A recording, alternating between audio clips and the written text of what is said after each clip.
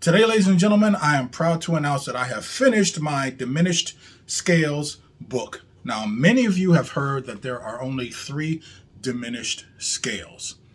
One leading with a half step, one leading with a whole step. You basically wind up playing the same scales if you start on a different note to differentiate between which one is which. These scales are derived from an alternating pattern of whole steps and half steps, or half steps and whole steps. If you do that, you wind up with only 3 diminished scales. Also, you can think about a diminished chord interlaced with another diminished chord that is either a half step away from the original or a whole step away from the original. This gives us our leading with a half step diminished scale or leading with a whole step diminished scale. These are not the only ways of deriving diminished scales. I'm sure that many of you have heard of Barry Harris in his 6th diminished scale, which to us sounds a lot like a major bebop scale. However, it is a diminished scale because from certain notes in the scale, you can actually build a diminished chord. So let's take our C major bebop scale. If we start on the D, we actually wind up building, using the convention of chord building, hit a note, skip a note, hit a note, skip a note, we wind up with a diminished chord. So D, skip E, F, skip G, A flat, skip A, B. So within that 6th diminished scale, you have either a major or minor 6th chord interlaced with a diminished chord. I cover this in a little bit of detail in this book because Barry Harris's 6th diminished concept is humongous. I also go over double diminished, diminished whole tone, half diminished. So obviously you're fully diminished, half diminished, what I call a reverse diminished scale. If you use this formula of alternating half steps with whole steps, but you switch that pattern halfway through, you wind up what I call a reverse diminished scale. Sometimes I even call it a diatonic diminished scale. This book that I've created here is really something that all of you have asked me to put together because so many of you are sick of diminished scale pattern books.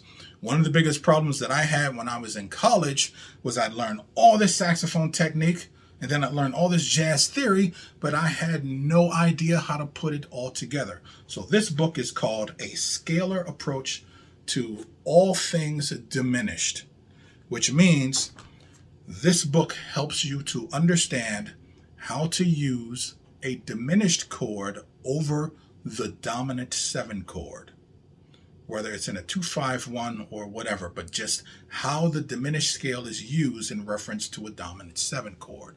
This is going to give us an extreme amount of facility over the harmony and help us to develop better melodic ideas as opposed to just trying to learn a whole bunch of abstract diminished scale pattern. This is going to be available as a digital purchase. It originally was like 150 pages.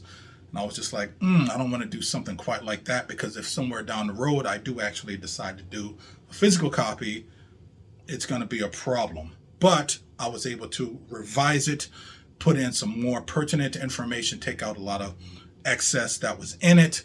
And then now it's around 70 to 80 pages. So that way, if any of you get the digital copy and you want to print it off yourself, it's not going to cost you $100 million to do so. Along with that, ladies and gentlemen, I do also have play-alongs with this book. However, YouTube would kill me if I put it on this channel. So I set up a whole new channel called Sirvalorsax Plays. So many of you have been asking me, hey man, you sound great and you play well, but sure don't play a whole lot of songs, so I decided to set up a whole nother channel that's going to have play-alongs in the folders called Sirvalorsax Plays, and also I'm going to use that channel to just play more songs. There's a whole lot of stuff I want to do.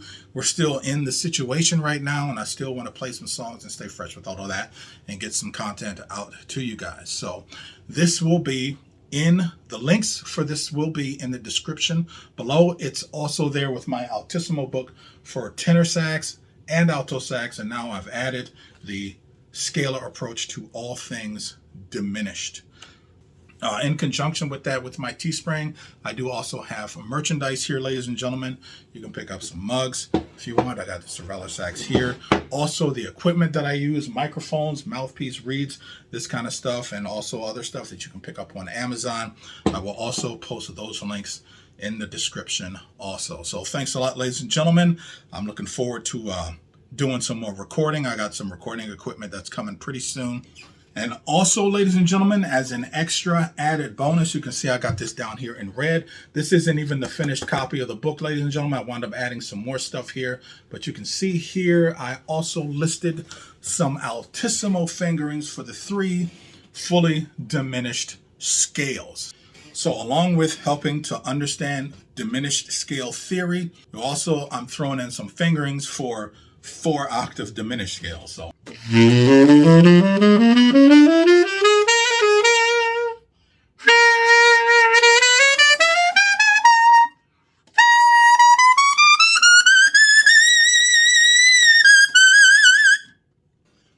piece of cake. So I'm going to take this time to plug the next videos that I have, ladies and gentlemen. So I did pick up some transcription books. I'm just going to go over the importance of transcription books. A lot of people have some issues with, should you get the transcription book or should you just do the transcriptions yourself? I'm going to tell you right now, my man Jamie Anderson at Get Your Sax Together, he's got an excellent video of Sonny Rollins versus Sonny Stitt and who wins, so to speak. So you guys should check him out over there. All right, that's all I got for you, ladies and gentlemen. See ya!